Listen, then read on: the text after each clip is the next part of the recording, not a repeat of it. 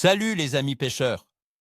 J'espère que vous allez bien et que vous avez la pêche, même si ce 7 décembre 2025 en France, la météo pourrait nous jouer quelques tours. Une journée où le ciel pleure, mais où la pêche peut sourire. Je vais vous donner les clés pour transformer une journée maussade en une session mémorable. Avec une météo annoncée pluvieuse et un vent du sud-ouest bien présent, la nature nous offre un tableau hivernal typique. Mais ne vous y trompez pas, cela ne signifie pas l'arrêt total de l'activité piscicole. De la Gabure, vos cibles et tactiques pour le 7 décembre 2025. Le brochet, le seigneur des eaux froides. Mes amis, le brochet, notre grand carnassier, sera toujours embusqué dans les zones profondes des lacs et des grandes rivières, là où la température de l'eau est plus stable. Cherchez les cassures, les abords des herbiers immergés et les structures sous-marines. Pour lui, privilégiez les leurres souples de taille moyenne à grosse, animés très lentement près du fond. Un shad monté sur une tête plombée légère, ou même un swimbait ramené en linéaire ultra lent sera votre meilleur allié. N'hésitez pas à faire de longues pauses, les brochets en hiver sont opportunistes et moins enclins à chasser activement. Le sandre, le fantôme des profondeurs.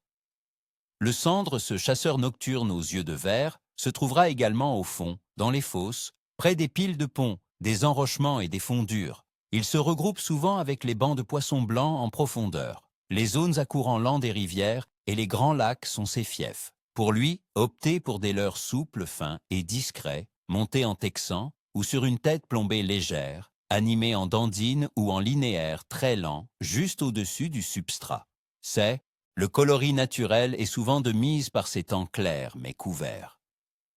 Le gardon, le petit mais vaillant.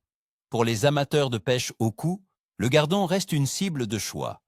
Cherchez-le dans les zones calmes et légèrement plus profondes des étangs et rivières, près des herbiers qui offrent un abri et de la nourriture. Une pêche au cou fine, avec un amorçage léger et peu collant, est essentielle. Des appâts comme le ver de vase ou le pinky seront irrésistibles. Pêchez à la longue canne ou au feeder léger, en gardant la ligne discrète. Les poissons sont méfiants par ce temps. Le bar, le roi des vagues hivernales. Sur nos côtes atlantiques et méditerranéennes, le bar est encore actif. Il se rapproche des zones profondes, des estuaires et des ports, où l'eau est légèrement plus chaude et riche en nourriture. Les têtes de roche et les parcs à huîtres sont des postes à privilégier. Utilisez des leurres souples, imitant les lançons ou les sprats, animés lentement près du fond. Le jigging léger depuis un bateau peut être très efficace. En surfcasting, des appâts naturels comme les vers ou morceaux de sèche auront leur chance. Analyse des conditions. Pourquoi ça va mordre ou pas? La météo, le grand chef d'orchestre. Ce 7 décembre 2025, la France sera sous l'influence d'une météo typiquement hivernale, mais relativement douce pour la saison. Attendez-vous à une journée pluvieuse sur une grande partie du pays, avec des précipitations parfois marquées, notamment sur les reliefs du nord. Les températures oscilleront entre 11 et 13 degrés Celsius en moyenne, ce qui est un peu plus clément que la moyenne de décembre. Le vent soufflera du sud-ouest, sensible, pouvant atteindre des rafales plus fortes sur les façades maritimes. La pression atmosphérique sera variable, signe de perturbations atlantiques qui se succèdent. Ces conditions générales, avec un ciel couvert et des pluies, peuvent rendre les poissons plus difficiles à localiser, mais aussi les inciter à se nourrir discrètement avant ou après les gros grains. La température de l'eau, le rythme de vie des poissons. La température de l'eau, elle, continue sa descente saisonnière. En eau douce, on peut s'attendre à des valeurs entre 8 et 12 degrés Celsius en fonction des régions et de la profondeur. En Méditerranée, l'eau affichera entre 11 et 16 degrés. Retenez bien, mes amis, les poissons sont des animaux à sang froid. Leur métabolisme ralentit.